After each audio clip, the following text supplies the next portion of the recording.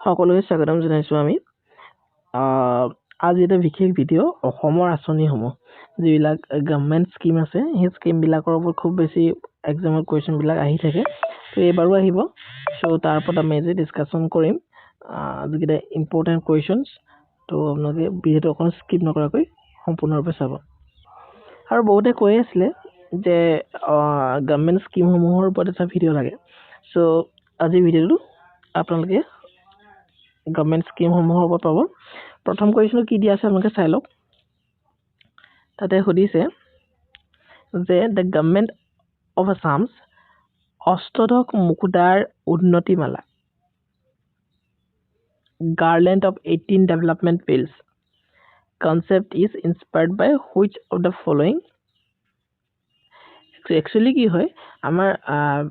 অসম গভৰ্ণমেণ্টে যেতিয়া 2025-26 যিখন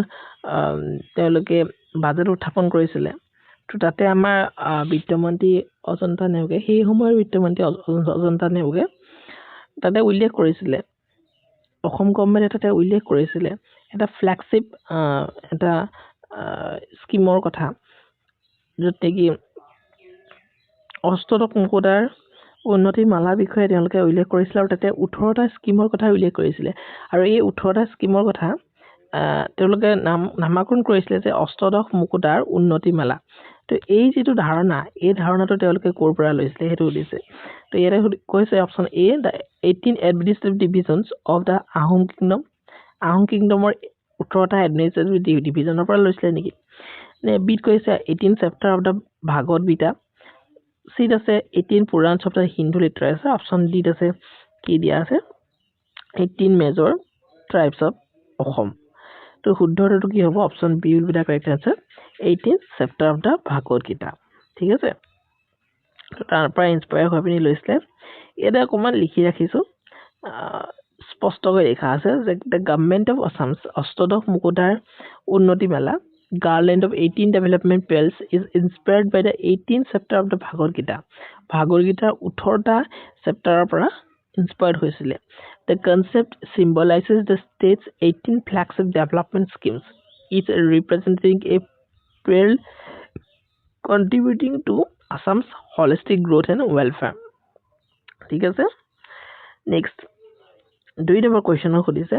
অষ্টদশ মুকুতাৰ উন্নতি মালা a development framework of government of Assam's primarily represents তো এইটো কি ৰিপ্ৰেজেণ্ট কৰে অপশ্যন আছে 18 অবজেক্টিভ অফ আছাম একৰ্ড নহয় আছাম একৰ্ডৰ কথাই নাহে ইয়াত 18 flagship welfare and development schemes yes এইটো কথাই কৈছে 18টা ফ্লেগশ্বিপ ৱেলফেয়াৰ আৰু ডেভেলপমেণ্ট স্কিমৰ কথা ইয়াতে উল্লেখ কৰিছিলে 18 cultural institution establish by the state no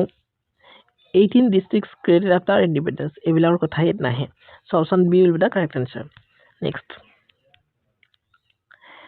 3 number কুৱেশ্যনটো সুধিছে যে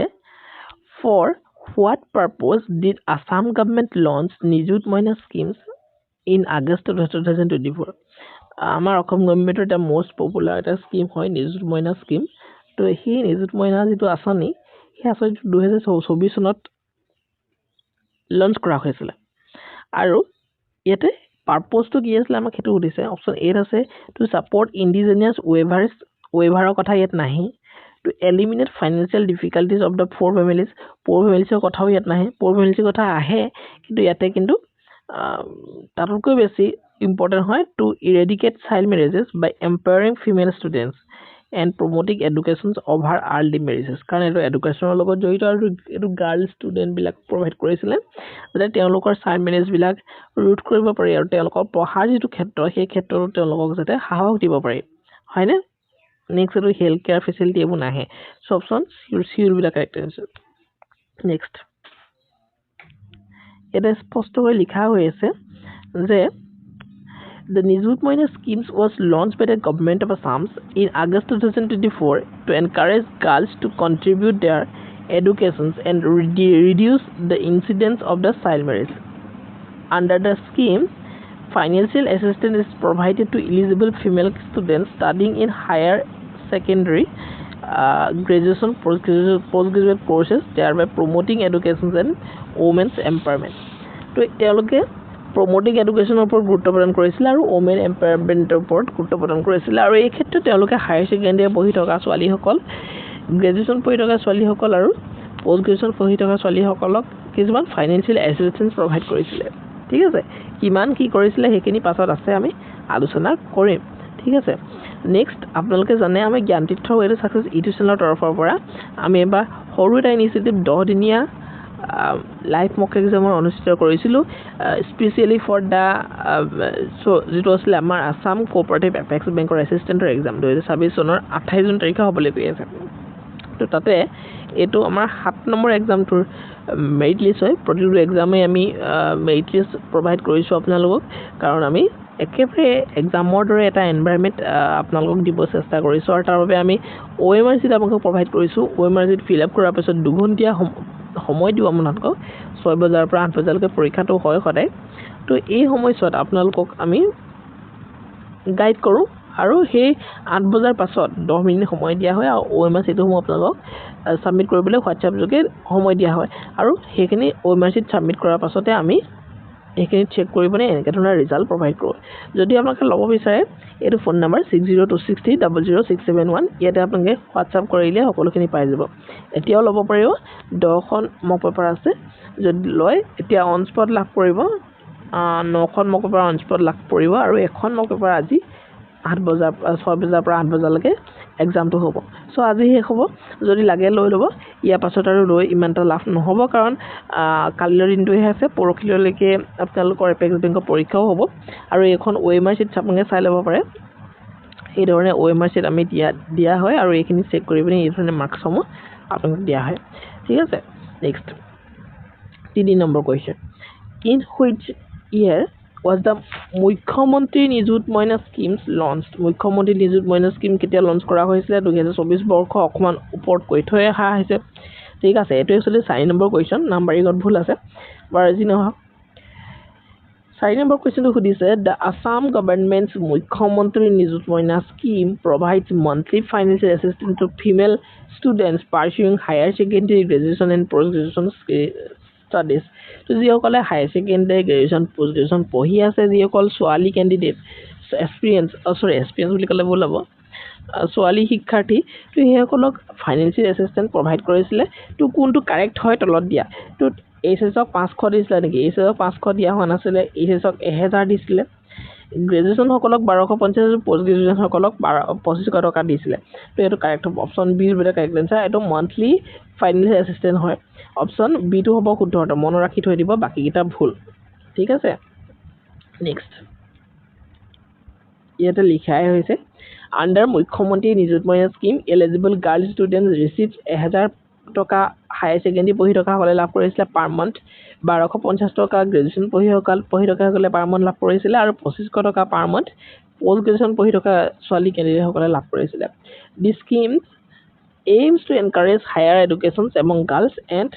reduce child marriage ঠিক আছে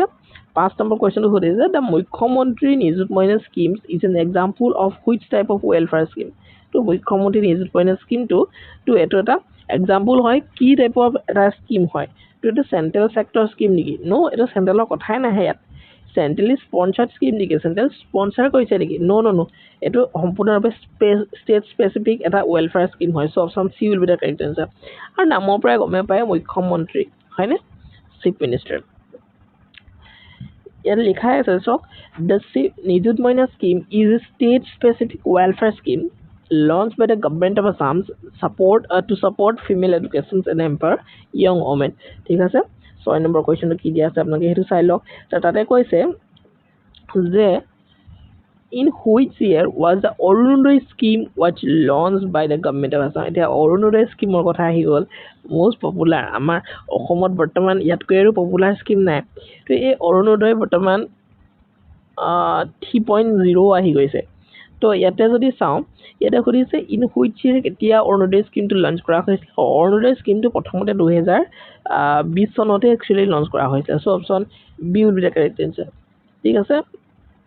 এটা কৈছে the Arunodaya schemes was launched in 2020 by the government of Assam to provide financial assistance to economically vulnerable families through direct benefit transfer. তো অৰুণোদয়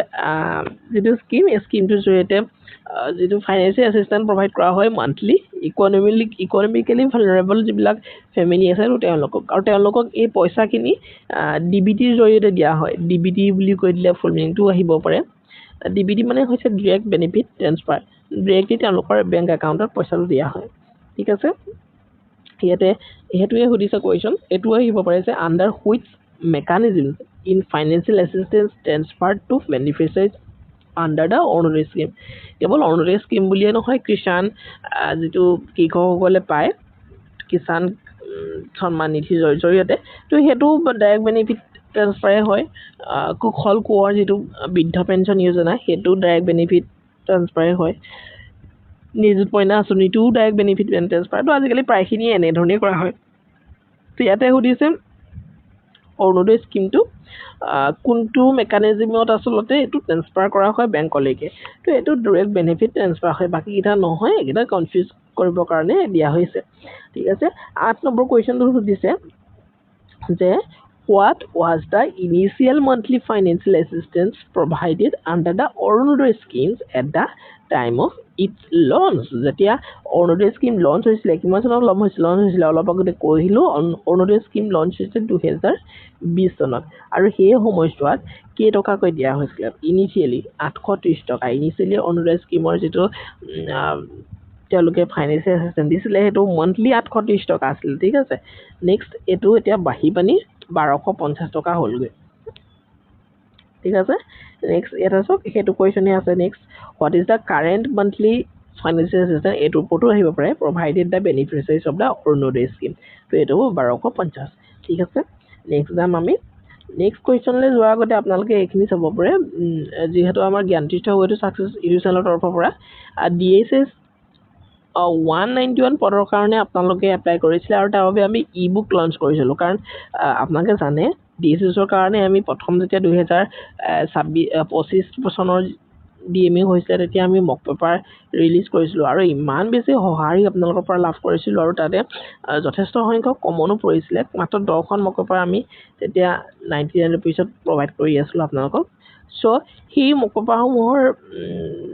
বৃহৎ সফলতাৰ পাছত প্ৰিভিয়াছৰ কুৱেশ্যন পেপাৰ এনালাইচিছ কৰি মানে আমি DSS এক্সামৰ কাৰণে 4খন বিশেষ ই বুক আমি লঞ্চ কৰিছিলোঁ বহুতে ল'লে ফিডবেকসমূহ আমাৰ ইউটিউবত দিয়া হৈছে চাই ল'ব অকণমান তললৈ গ'লে পাব ওপৰতে নাপায় বাৰু কাৰণ DSSৰ যেতিয়া যিখিনি এডভাৰটাইজমেণ্ট ওলাইছিলে তেতিয়াই এই ই বুক এখন উলিওৱা হৈছে তো ই বুক এখন 4খন মেথমেটিক্স কোৱান্টিটিভ এপ্টিটিউডৰ এখন ইংলিছৰ এখন জেনেৰেল নলেজৰ এখন জেনেৰেল ছায়েন্সৰ এখন বৰ্তমান 3খন পাই যাব মেথমেটিক্সৰ এখন অকণমান প্ৰিপেৰেশ্যন কৰিবলৈ আছে চ' সেইখিনি এতিয়ালৈকে দিয়া হোৱা নাই বাকী জেনেৰেল নলেজ ইংলিছ আৰু জিকে জেনেৰেল ছায়েন্সৰ পাই যাব আৰু ভাল খবৰ এইখিনি হাৰ্ড কপি আহি আছে অতি সোনকালে আমি চেষ্টা কৰি আছোঁ হাৰ্ড কপি আপোনালোকক মাজলৈ লৈ আহিবলৈ ঠিক আছে 10 নম্বৰ কুৱেশ্যনটো সুধিছে which of the following statements about Arunodoi scheme Arunodoi স্কিমৰ সন্দৰ্ভত অলপ কোনটো ষ্টেটমেণ্ট কাৰেক্ট হয় অৰুণোদয় স্কিম 2020 চনত লঞ্চ কৰা হৈছিলে য়েছ অৰুণোদয় স্কিমটো DBTৰ জৰিয়তে ট্ৰান্সফাৰ কৰা হয় য়েছ দ্য ইনিচিয়েল মান্থলি এছিষ্টেঞ্চ 830 টকা আছিলে হয় আৰু কাৰেণ্টলি এতিয়া অৰুণোদয় স্কিমৰ জৰিয়তে 1250 টকা লাভ কৰা হয় তাৰমানে গোটেই 4টাই শুদ্ধ উত্তৰ ইয়াতে অপশ্যন ডিটো হ'ব শুদ্ধ উত্তৰ ঠিক আছে নেক্সট আমি যাম 11 নম্বৰ কুৱেশ্যন 11 নম্বৰ কুৱেশ্যনত নতুন এটা স্কিম আহিলে Jiban Prerana scheme was launch by the government of Assam in এইটো কেতিয়াতো আৰম্ভ কৰিছিলে জীৱন প্ৰেৰণা স্কিম এইটো জীৱন প্ৰেৰণা স্কিম আৰম্ভ কৰিছিলে 3 নৱেম্বৰ 2025 চনত তো এইটো ৰিচেণ্ট এটা স্কিম হয় চ' ইয়াতে নেক্সট সুধিছে 12 number কুৱেশ্যনত under the Jiban Prerana scheme how much monthly financial assistance is provided to eligible fresh graduates তো জীৱন প্ৰেৰণা স্কিমৰ জৰিয়তেও ফ্ৰেছ গ্ৰেজুৱেটসকলক এটা মান্থলি ফাইনেন্সিয়েল এছিষ্টেঞ্চ দিয়া হয় যাতে তেওঁলোকে ফ্ৰেছ গ্ৰেজুৱেট তাৰমানে তেওঁলোকে গ্ৰেজুৱেট কৰি অহাৰ পাছত তেওঁলোকক এবছৰৰ কাৰণে এটা ফাইনেন্সিয়েল এছিষ্টেণ্ট দিয়া হয় যাতে তেওঁলোকে ভাল ধৰণে বেলেগ কিবা যদি পঢ়িব বিচাৰে বা বেলেগ কিবা ইণ্টাৰভিউ বা বেলেগ কিবা কোচিংছ কৰিব বিচাৰিছে তেতিয়াহ'লে তেওঁলোকে সেইখিনি যাতে তেওঁলোকে থমকি ৰ'বলগীয়া নহয় আৰু এটা ফাইনেন্সিয়েল এছিষ্টেন্স লাভ কৰে আৰু তেওঁলোক আগুৱাই যাব পাৰে আৰু এইটো কিন্তু এবছৰৰ কাৰণেহে দিয়া হয় ফ্ৰেছ গ্ৰেজুৱেটখিনিক এবছৰৰ কাৰণে দিয়া হয় কেইটকাকৈ দিয়া হয় 2500 টকাকৈ দিয়া হয় option D will be the correct answer হ'ব 13 নম্বৰ কুৱেশ্যনটো সুধিছে for what duration each financial assistance provided under the জীৱন প্ৰেৰণা schemes তো এইটো কৈ আহিলো এবছৰ ঠিক আছে নেক্সট আহিলে 14 number question the primary beneficiaries of the জীৱন প্ৰেৰণা schemes are জীৱন প্ৰেৰণা স্কিমৰ প্ৰাইমেৰী বেনিফিচিয়াৰী কি হয় স্কুল ষ্টুডেণ্ট নে সিনিয়ৰ সিটিজেন নে ফ্ৰেছ গ্ৰেজুৱেট নে ফাৰ্মাৰ্ছ ইয়েছ ফ্ৰেছ গ্ৰেজুৱেট হ'ব শুদ্ধ উত্তৰ ঠিক আছে যেহেতু কৈ আহিছোঁ 15 নম্বৰ কুৱেশ্যনটো কি দিয়া আছে যে which Assam government schemes is popularly known as লাখপতি বাইদেউ তো লাখপতি বাইদেউ আৰু ইয়াতকে আৰু পপুলাৰ স্কিম অৰুণোদয় পাছতে বুলি ক'লে ভুল হ'ব অৰুণোদয়তকৈ আগতেই হ'ব চাগে এইটো তো লাখপতি বাইদেউ য'ত নেকি 10,000 টকাকৈ মহিলাসকলক দিয়া হৈছিলে আমাৰ যিসকল সেল্ফ হেল্প গ্ৰুপৰ লগত জড়িত যিসকলৰ আত্মসহায়ক গোট আছিলে আৰু আত্মসহায়ক গোটটো কিন্তু এবছৰ হ'ব লাগিব এবছৰ পূৰ্ণ হ'ব লাগিব আৰু ৰেজিষ্টাৰ্ড হ'ব লাগিব সো সেই আসাম গভৰ্ণমেণ্টৰ সেই লাখপতি বাইদেউ যিটো স্কিম সেইটোক আমি কি নামেৰে জানো সেইটো আমি মুখ্যমন্ত্ৰী উদ্যমিতা মহিলা উদ্যমিতা অভিযান বুলি জানো শৰ্ট ফৰ্মত আহি যাব MMMUA মানে কি মুখ্যমন্ত্ৰী মহিলা উদ্যমিতা অভিযান তো মনত ৰাখি থৈ দিব ঠিক আছে 16 নম্বৰ কুৱেশ্যনটো সেইটোৱে সুধিছে MMMUA মানে কি তাৰমানে মুখ্যমন্ত্ৰী মহিলা উদ্যমিতা অভিযান কোনটোত আছে উদ্যমিতা অভিযান ইয়েস মুখ্যমন্ত্ৰী মহিলা উদ্যমিতা অভিযান ঠিক আছে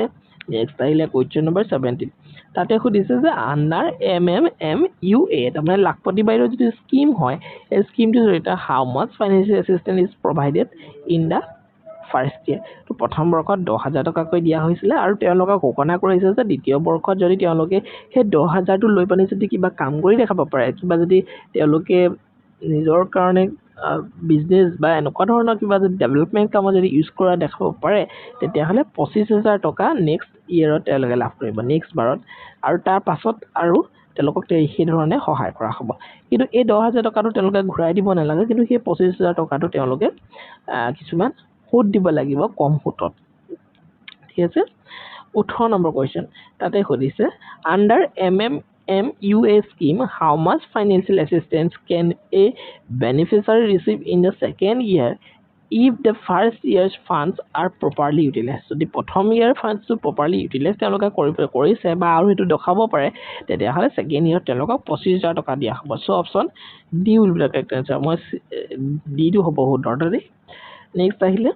19 নম্বৰ কুৱেশ্যন এইটো ষ্টেটমেণ্ট বেছ এটা কুৱেশ্যন তাতে সুধিছে যে কনচিডাৰ দ্য ফলোইং ষ্টেটমেণ্টছ তাতে সুধিছে Jiban Prerana scheme was launch in 3 November 2025 অলপ আগতে পঢ়ি আহিছোঁ শুদ্ধ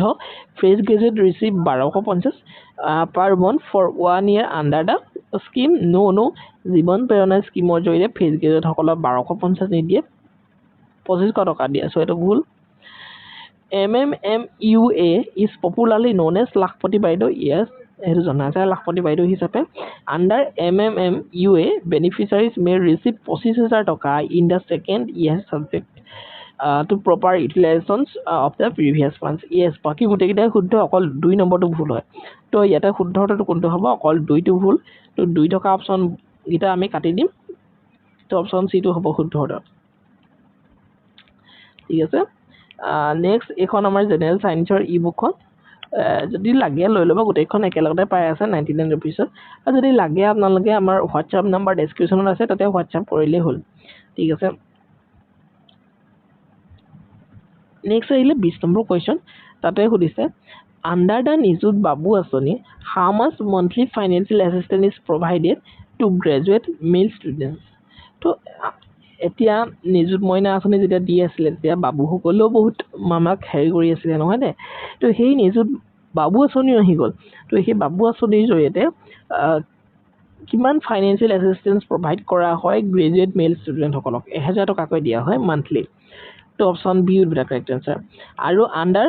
দ্য নিযুত বাবু আঁচনি হাউ মাছ মাল্টি financial assistance post graduate male ষ্টুডেণ্টসকলক কিমানকৈ দিয়া হয় তো তেওঁলোকক দিয়া হয় ইয়াৰে শুদ্ধটো কি হ'ব option C will be the correct answer 2000 টকা next 22 number question সুধিছে who are the primary beneficiaries of the Nijut Babu আঁচনি Nijut Babu আঁচনি beneficiary কোন হয় এটাতো পাৰিবই graduate and postgraduate male students next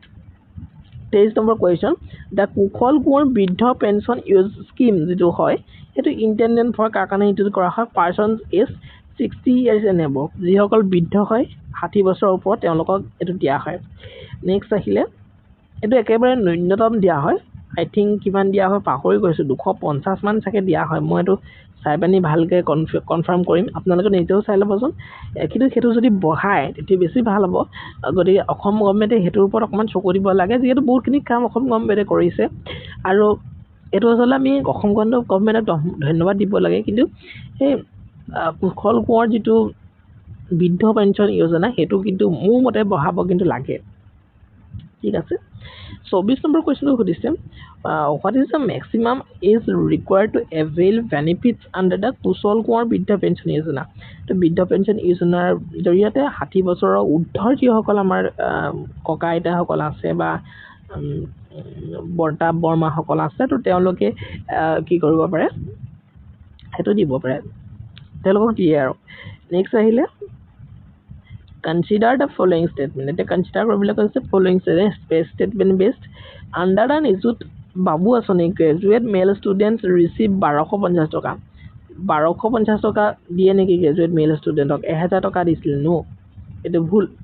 post graduate male student receive 2500 টকা per month under the scheme নহয় 2000 টকা দিছিলে বস্তুবিলাক ভালকে চাব সকলোবিলাক স্কিমতে যেটো ফাইনান্সিয়াল অ্যাসিস্ট্যান্ট মন্থলি দিয়ে সকলোবিলাক বেলেগ বেলেগ কুশল কোঁৱৰ বৃদ্ধ পেঞ্চন যোজনাৰ জৰিয়তে 60 বছৰৰ ওপৰৰ যিসকল আছে নাগৰিক সেইসকলক দিয়া হয় বৃদ্ধ পেঞ্চন যোজনা ইয়েস অপচন অকল সি 3 নম্বৰটো শুদ্ধ সো ইয়াতে সি অনলি হ'ব শুদ্ধ option C will be the correct answer next 28 number question সুধিছে দা জীৱন অনুপ্ৰেৰণা স্কিম অলপ আগতে জীৱন প্ৰেৰণা স্কিম পঢ়ি আহিলো এতিয়া জীৱন অনুপ্ৰেৰণা স্কিম বুলিও এটা আছে যেটো নেকি 26 ফেব্ৰুৱাৰী 2026 চনত এটো লঞ্চ কৰা হৈছিল সো ইট ইজ ইম্পৰ্টেন্ট একেবাৰে এটা কাৰেন্ট এফেয়াৰ্স কোৱেশ্চন ঠিক আছে 28 নম্বৰটো next who are the primary beneficiaries of the জীৱন অনুপ্ৰেৰণা স্কিম জীৱন অনুপ্ৰেৰণা স্কিমৰ primary beneficiaries কোন হয় আমাক হেতু সুধিছে তো এটো হৈছে PhD স্কলাৰ সকল এটো PhD স্কলাৰ সকলৰ কাৰণে দিয়া এটা স্কিম হয় এই স্কিমটো জৰিয়তে কি কৰা হয় আমি কোৱেশ্চন ৰাখিছো what type of assistance is provided under the জীৱন অনুপ্ৰেৰণা স্কিম তো এটোটা ওয়ান টাইম ফাইনান্সিয়াল অ্যাসিস্ট্যান্ট দিয়া হয় তো এটো জৰিয়তে যে মাহে মাহে দিয়া হ'ব তেনেকুৱা ধৰণৰ কোনো কথা নাই PhD যি সকল স্কলাৰ আছে সেই PhD স্কলাৰ সকলক এটোটা ফাইনান্সিয়াল অ্যাসিস্ট্যান্ট প্ৰভাইড কৰা হয় আৰু যি সকল জেনাৰেল PhD স্কলাৰ তো তেল জেনাৰেল মানে মই কাষ্টৰ কথা কোৱা নাই যি সকল দিব্যাং নহয় তাৰ মানে যি সকল সুস্থ তো তেওঁলোকক 25000 টকা এটা one time financial assistant provide কৰা হয় যাতে তেওঁলোকৰ ৰিসাৰ্চৰ ক্ষেত্ৰত সহায় হয় আৰু যিসকল দিব্যাং আছে দিব্যাং মানে PWD ৰ পৰা আৰু তেওঁলোকক 40000 টকা ফাইনান্সিয়াল অ্যাসিস্ট্যান্ট প্ৰভাইড কৰা হয় কিন্তু তেওঁলোকে PhD স্কলাৰ হ'ব লাগিব ঠিক আছে ইয়াতে হেতু কথাই সুধিছে how much one time financial assistance is provided to general category PhD scholars under the জীৱন অনুপ্ৰেৰণা স্কিম মনত ৰাখিব হেতু আছিল 25000 টকা option B will be the correct answer next আৰু কোৱেশ্চনস হয়তো নাই নেক্সট এখন কোৱান্টিটিভ এপ্টিটিউডৰ যিখন বুক এখন আপোনালোকে কোৱান্টিটিভ এপ্টিটিউডৰ বুকখন আসলে যি সকলে আগতেও আমাৰ ললে বহুতে মেইলত লৈছিলে তো তেওঁলোককো মই ক'ব বিচাৰিছো এখন অতি সোনকালে পাব যেতে এক্সাম অহা নাই এখন আমি ৰিলিজ কৰা নাই বাকি তিনিখন তেওঁলোককো দিয়া হৈ আছে তেতিয়া ভালধৰণে পঢ়ি থাকক আৰু আপোনালোকে ললেও এতিয়া বাকি তিনিখন জিকে পাব জেনাৰেল সায়েন্স পাব আৰু ইংলিশ পাব কোৱান্টিটিভ এপ্টিটিউডখন অকমান দেৰিকে পাব লাহে লাহে পাব ঠিক আছে next how much one time financial assistance is provided to divyang PhD scholars under the জীৱন অনুপ্ৰেৰণা স্কিম তো এটো হ'ব 40000 টকা তো গোটেইখিনি আলোচনা কৰিলে গতিকে যদি ভিডিওটো ভাল লাগিছে আপোনালোকে লাইক এটা কৰিব আৰু ভিডিওটো যিমান পাৰে কিমান বন্ধু বান্ধৱীতে শেয়াৰ কৰিব যাতে আহিবলগীয়া ভিডিওসমূহৰ সৈতে আপোনাক নটিফাই দিব পাৰে তো thank you so much see in next video এখন আপোনালোকৰ জেনাৰেল ইংলিছৰ ই বুকখন দেই তো ইমানে আছিল ভিডিওটো